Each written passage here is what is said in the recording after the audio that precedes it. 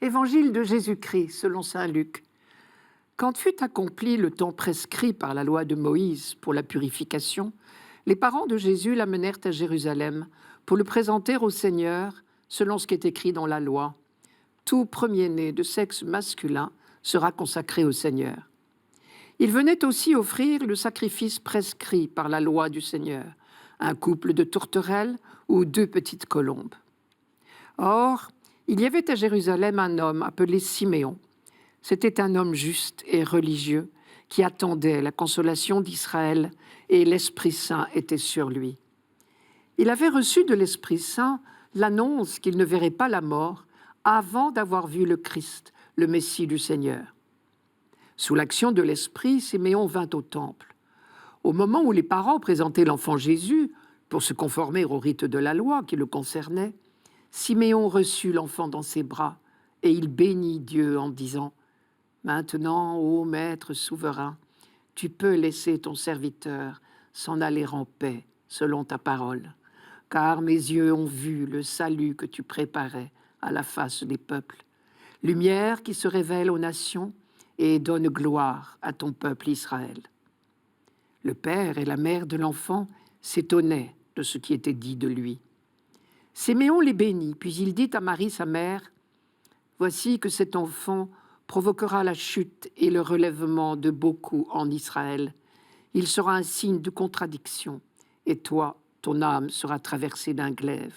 Ainsi seront dévoilées les pensées qui viennent du cœur d'un grand nombre. » Il y avait aussi une femme prophète, Anne, fille de Phanuel de la tribu d'Azer. Elle était très avancée en âge. Après 7 ans de mariage, demeurée veuve, elle était arrivée à l'âge de 84 ans. Elle ne s'éloignait pas du temple, servant Dieu jour et nuit dans le jeûne et la prière. Survenant à cette heure même, elle proclamait les louanges de Dieu et parlait de l'enfant à tous ceux qui attendaient la délivrance de Jérusalem. Lorsqu'ils eurent achevé tout ce que prescrivait la loi du Seigneur, ils retournèrent en Galilée, dans leur ville de Nazareth.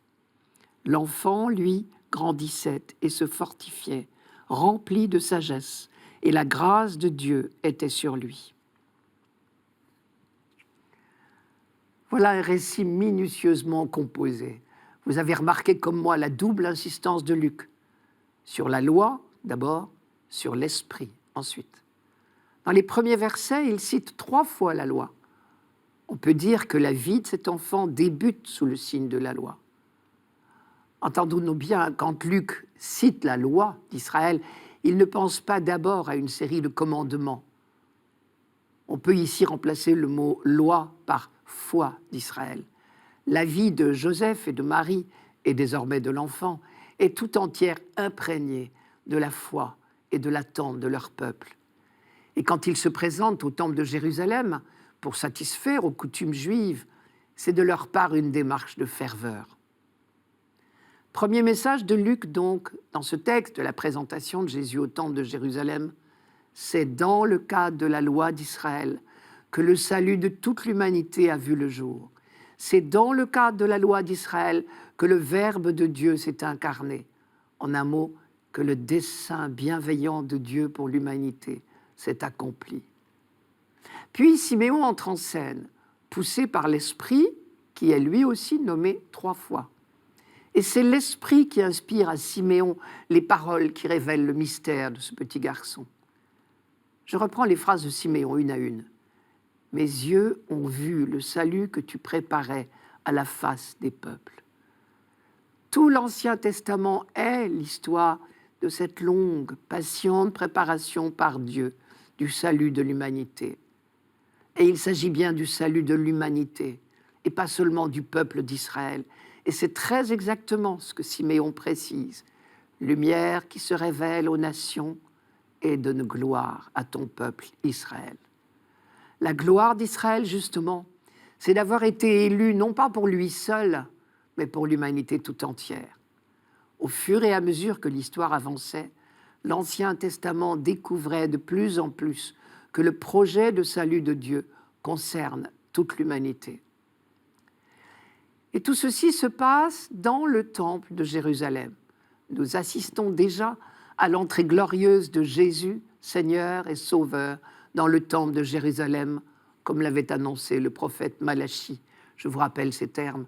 Soudain viendra dans son temple le Seigneur que vous cherchez.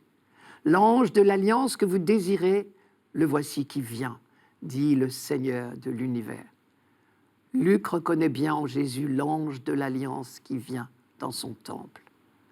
Les phrases de Siméon sur la gloire et la lumière sont tout à fait dans cette ligne. Toute la longue attente d'Israël est représentée par ces deux personnages, Siméon et Anne. Il y avait à Jérusalem un homme appelé Siméon. C'était un homme juste et religieux qui attendait la consolation d'Israël. Quant à Anne, on peut penser que si elle parlait de l'enfant à tous ceux qui attendaient la délivrance de Jérusalem, c'est bien parce qu'elle était pleine d'impatience, elle aussi. Cette attente, c'est celle du Messie. Quand Siméon proclame « Maintenant, ô Maître souverain, tu peux laisser ton serviteur s'en aller en paix, selon ta parole, car mes yeux ont vu le salut que tu préparais à la face des peuples. Lumière qui se révèle aux nations et donne gloire à ton peuple Israël. » En disant tout cela, il affirme bien que cet enfant est le Messie, le reflet de la gloire de Dieu. Avec Jésus, c'est la gloire de Dieu qui entre dans le sanctuaire, ce qui revient à dire que Jésus est la gloire, qu'il est Dieu lui-même. Désormais, le temps de la loi est révolu. L'ange de l'Alliance est entré dans son temple pour répandre l'Esprit Saint sur toute chair et éclairer les nations païennes.